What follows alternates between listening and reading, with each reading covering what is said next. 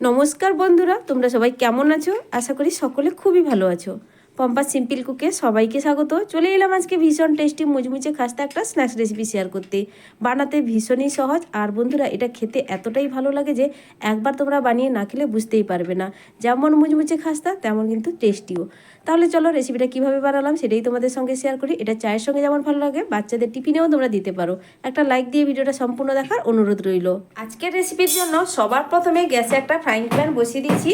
আর বন্ধুরা এই প্যানের মধ্যে দিয়ে দিচ্ছি একটা কাপের মাপ ধরে 1 কাপ প্রথমেই জল দিয়ে দিচ্ছি। অবশ্যই যে কোনো কিছুর একটা মাপ ধরে নিয়ে নেবে, তাহলে রেসিপিটা বন্ধুরা একদম পারফেক্ট হবে। এবার এখানে আমি দিয়ে দিচ্ছি দেখো বন্ধুরা বাটার। তবে দেখো এখানে যে ছোট কিউব বাটারগুলো বাজারে কিনতে পাওয়া যায়, এরকম কিন্তু বাটারগুলো আমি নিয়েছি এখানে 3টে। এই 3টে কিউব বাটার পুরোটাই কিন্তু এর মধ্যে দিয়ে দেবো।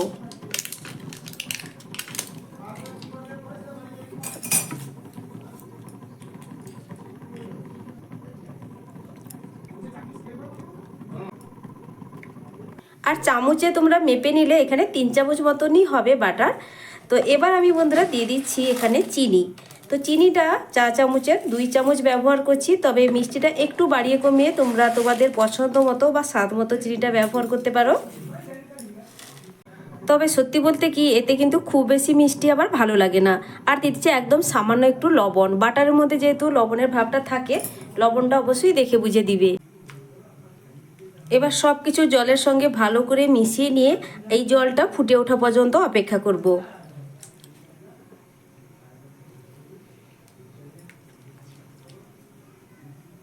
এখন দেখো বন্ধুরা জলটা খুব ভালো করেই ফুটে উঠেছে। এখন আমি এর মধ্যে দিয়ে দিচ্ছি 3টে এলাচ। আমি ফাটিয়ে ভেতরের দানা অংশটাকে একটু দেখো এইভাবে আধা ভাঙা মতো করে নিয়েছি। একদম মিহি গুঁড়ো করার প্রয়োজন নেই, একটু এইভাবে ফাটিয়ে নিলেই হয়ে যাবে। তবে এলাচের খোসাটা বাদ দিতে হবে। দিলে কি হয় বন্ধুরা, এলাচটা ভীষণ সুন্দর একটা ফ্লেভার হয়।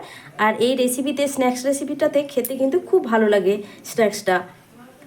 তো দেখো জলটা কিন্তু খুব ভালোভাবে ফুটে উঠেছে। এর থেকে বেশি ফুটানোর দরকার নেই, একবার ভালো করেই ফুটে গেলে হয়ে যাবে। এবার দিয়ে দিচ্ছি যেই কাপের মাপ ধরে আমি জলের ব্যবহার করেছিলাম ওই কাপেরই 1 কাপ ময়দা।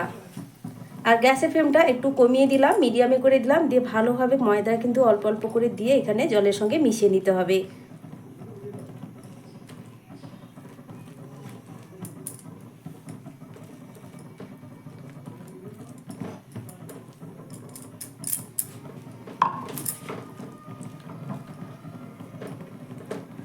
এখানে জল আর ময়দার পরিমাণটা কিন্তু সমপরিমাণ রাখতে হবে, তাহলে দেখবে ডোটা খুব সুন্দর একদম পারফেক্টভাবে তৈরি হয়ে যাবে। আমার চ্যানেলে নতুন বন্ধু পুরনো বন্ধু সবাইকে স্বাগত। তোমাদের জন্য অনেকটা ভালোবাসা বন্ধুরা, তোমরাও আমাকে ভালোবাসা দিয়ে পাশে থেকো। আর রেসিপিটা সম্পূর্ণ দেখার অনুরোধ রইল। আশা করছি আমার এই আজকের স্ন্যাক্স রেসিপিটা তোমাদের দেখলে খুবই ভালো লাগবে। আর ঝটপট কিন্তু হাতের কাছে থাকা উপকরণ দিয়ে বানিয়ে নিতে পারবে। আর এটা কিন্তু বন্ধুরা এতটাই ভালো লাগে যে খেতে একবার বানিয়ে দেখো বারে বারে খেতে মন চাইবে, বানাতে মন চাইবে। বাচ্চা বড় সবাই খুব পছন্দ করবে। সন্ধ্যের চায়ের আড্ডা বা একটু টেস্টি কোনো খাবার খেতে ইচ্ছে করলে অবশ্যই এই স্ন্যাক্স রেসিপিটা একদম পারফেক্ট। বাচ্চাদের স্কুলের টিফিনেও তোমরা এই রেসিপিটা দিতে পারো। আর বানিয়েও কিন্তু বন্ধুরা তোমরা স্টোর করে রাখতেও পারবে। গ্যাসের ফ্লেমটা লোতে করে দিয়ে স্প্যাচুলা দিয়ে বন্ধুরা দেখো এইভাবে একটু ঠেসে নিচ্ছি।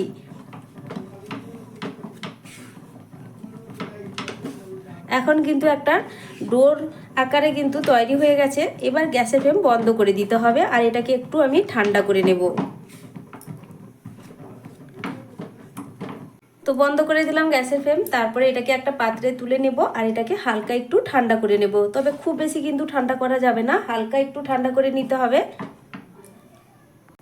তো এখন বন্ধুরা এই ডোটা যে নামিয়ে রেখেছিলাম হালকা কিন্তু একটু ঠান্ডা হয়ে গেছে। মানে হাত দিয়ে একটু ভালোভাবে ঠেসে নেওয়া যাবে, ঠিক এইভাবেই কিন্তু এটা ঠান্ডা হয়েছে। আমি কিন্তু একটু ভালো করে এটাকে ঠেসে নিব আবারও একবার।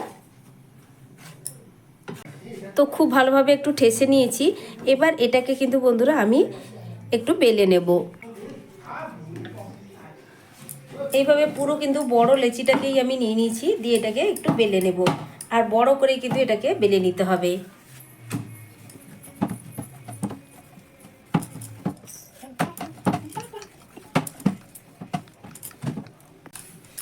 দেখো বন্ধুরা, এইভাবে একটু বড় করে এটাকে বেলে নিয়েছি, আর এটা কিন্তু খুব বেশি পাতলা করিনি, একটু মোটা করেই বেলে নিয়েছি। এবার একটা ছুরি নিয়েছি, ছুরি নিয়ে সাইডের অংশগুলো একটু কেটে নেব। আর কেটে নিয়ে এগুলো কিন্তু ফেলে দেবো না, এগুলো কিন্তু আবারও একসঙ্গে আমি পরে বেলে নিয়ে রেডি করে নেব। প্রথমে একটা চৌকো শেপ দিয়ে দিচ্ছি এইভাবে।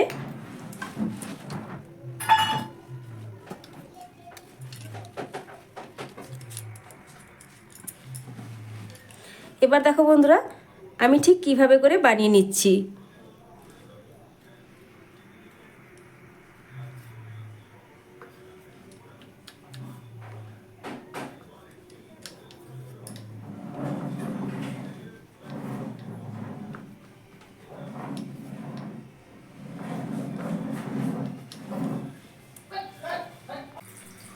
এবার লম্বা লম্বি করে আমার কিন্তু কেটে নেওয়া হয়ে গেছে। এবার আড়াআড়ি করে আমি কিন্তু এখানে 3 টুকরো করে নিব, ঠিক এইভাবে।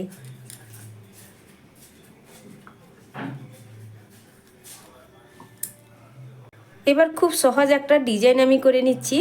তো বন্ধুরা দেখো, একটা আমি কিন্তু কেটে নেওয়া পিস নিয়ে নিলাম। তারপর এই যে ছুরিটা, ছুরির পেছনের দিক দিয়ে আমি একটা ডিজাইন করে নিচ্ছি। এইভাবে হালকা করে এইভাবে একটা চাপ দিলে দেখে সুন্দর একটা দাগ হয়ে যাবে, আর এটা কিন্তু সুন্দর একটা ডিজাইনও তৈরি হয়ে যাবে, যেটা দেখতেও ভীষণ ভালো লাগবে। উল্টো দিকটাও একইভাবে করে নেব।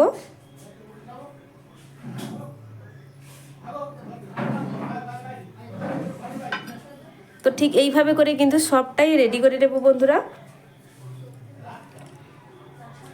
আমি কিন্তু ছুরির পেছনের দিকটা দিয়েই কিন্তু এটা ডিজাইন করছি। হালকা একটু চাপ দিলে দেখবে সুন্দর একটা ডিজাইন তৈরি হয়ে যাচ্ছে। তোমরা তোমাদের পছন্দ মতো এখানে ডিজাইন করতে পারো। আমি ঠিক এইভাবে করে সবগুলোই তৈরি করে নেব।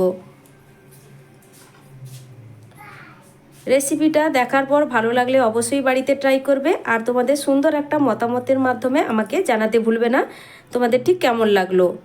আশা করছি রেসিপিটা তোমাদেরও ভীষণ পছন্দ হবে। তো দেখো বন্ধুরা, এইভাবে সবগুলোই ডিজাইন করে নেব প্রথমে। আমার এখানে কিন্তু সবগুলোই একইভাবে তৈরি করা হয়ে গেছে। এবার চলো আমি কিন্তু এগুলোকে ভেজে নিয়ে তোমাদের দেখাচ্ছি। দেখো বন্ধুরা, সবটাই তৈরি করে নিয়ে চলে এলাম, একটা প্লেটে কিন্তু সাজিয়ে নিয়েছি। এবার এগুলোকে কিন্তু ভেজে নিতে হবে। তাহলে চলো এবার ভেজে দেখাই। এবার দেখো বন্ধুরা, গ্যাসে একটা ফ্রাইং প্যানে কিছুটা তেল আগে থেকেই গরম হওয়ার জন্য বসিয়ে দিয়েছিলাম। তবে হ্যাঁ, তেল কিন্তু খুব বেশি একদম গরম করা যাবে না, মিডিয়াম গরম করতে হবে। খুব বেশি গরম হলে আবার তাড়াতাড়ি কালার চেঞ্জ হয়ে যাবে। আবার ঠান্ডা তেলেও কিন্তু ভাজতে গেলে এটা কিন্তু খুব ভালো করে ভাজা হবে না। আমি কিন্তু এখানে বারে বারে দেখে নিচ্ছি তেলটা কতটা পরিমাণ গরম হয়েছে। এবার দেখো, তেল মিডিয়াম গরম হয়ে যাওয়ার পরে কিন্তু একে একে আমি স্ন্যাক্সগুলো তেলের মধ্যে ছেড়ে দিচ্ছি। আর কতটা গরম হয়েছে তোমরা একটা স্ন্যাক্স ছেড়ে দেওয়ার পরেই লক্ষ্য করো, সঙ্গে সঙ্গে কিন্তু এটা তেলের উপর ভেসে উঠছে না, এইভাবে কিন্তু হালকাভাবে তেলের একটা বাবলস দেখা যাচ্ছে। তো কয়েকটা আমি তেলের মধ্যে এইভাবে ছেড়ে দেব।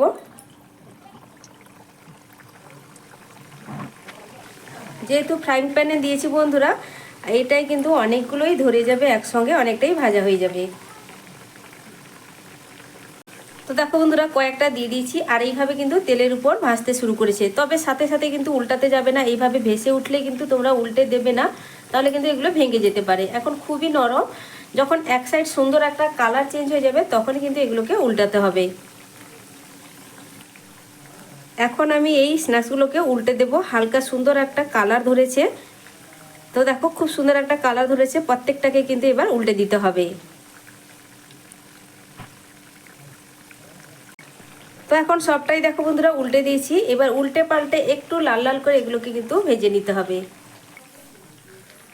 তো দেখো বন্ধুরা, খুব সুন্দর একটা কালার চলে এসছে। এবার এগুলো কিন্তু তেল ঝরিয়ে তুলে নেব। এর থেকে বেশি আর কালার চেঞ্জ করে ভাজার প্রয়োজন নেই।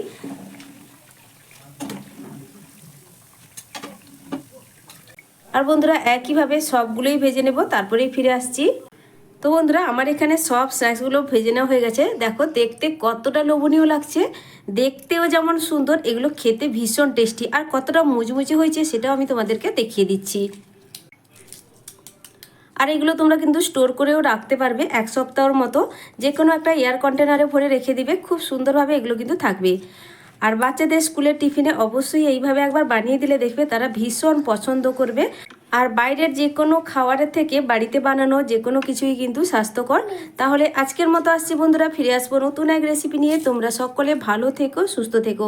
এতক্ষণ পর্যন্ত আমার রেসিপিটা দেখার জন্য অসংখ্য অসংখ্য ধন্যবাদ আমার সকল বন্ধুদেরকে।